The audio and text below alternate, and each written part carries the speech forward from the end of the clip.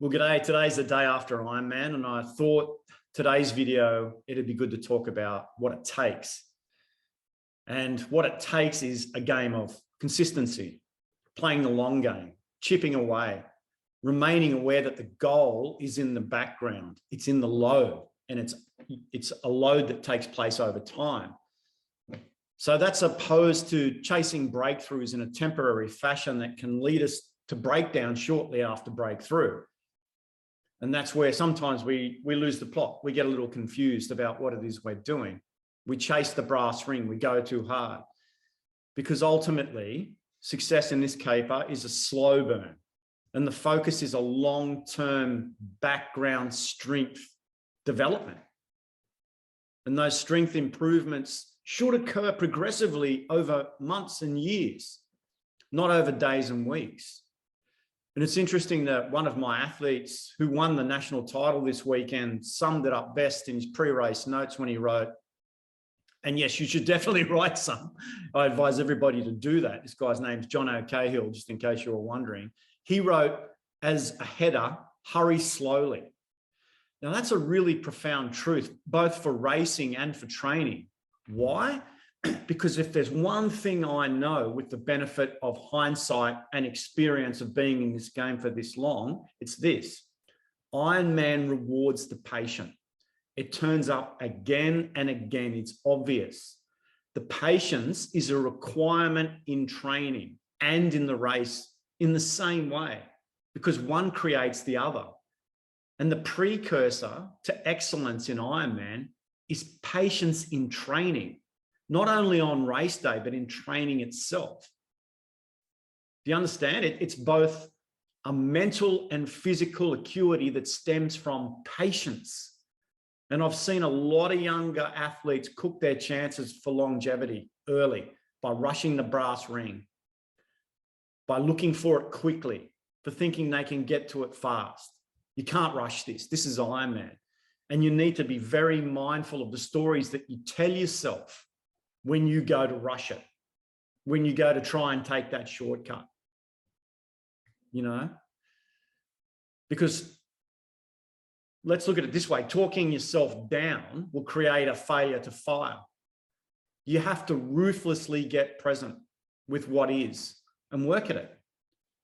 And that's right, you have to hurry slowly. So if you talk yourself down, it's not great. If you talk yourself up, it's not great. Both lead to a dead end. Both lead to a catechus, both lead to trouble. You have to stay present with what's happening long term. You'll have to accept what's happening. And that's something that I pumped into the pro crew over the years that we were working in Lennox Head on a daily basis. And part of the reason that Burks is still winning is that the simple fact that longevity is a product of methodical dose preparation and mental stability, mental acuity. That's what it takes. That's the outcome of a mature athlete, is to learn that lesson. It's not something you learn from using your head. It's something you learn from experience.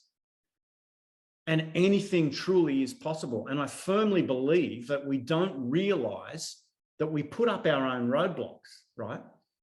Part of the deal is working with the voice in your head that says you can't achieve what you want. And all that is a story.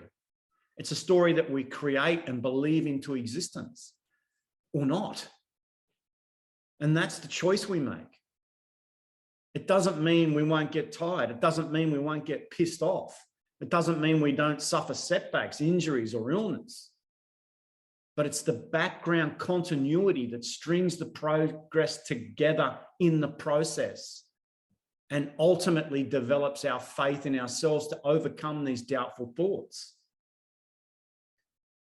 So it's both a physical and mental acuity that we grow, that we gain, that we develop, and chopping it off and coming and going and being half-assed doesn't get the job done. So you've got to think about what it is that you want. And I often think that the best way to find that is to do some self-exploration and write it out. Because I tell you what, the bottom line is, if you want to know the best of yourself, then you need to penetrate deeper than the surface layer of your own physicality and the ideas that you have about yourself. The realization of your potential goes way beyond your capacity to have ideas, concepts, and beliefs about it. You know, we project these pictures, these visions, these ideas, and then we come out against ourselves. When we get tired, when we get fatigued, that's just what happens. That's normal.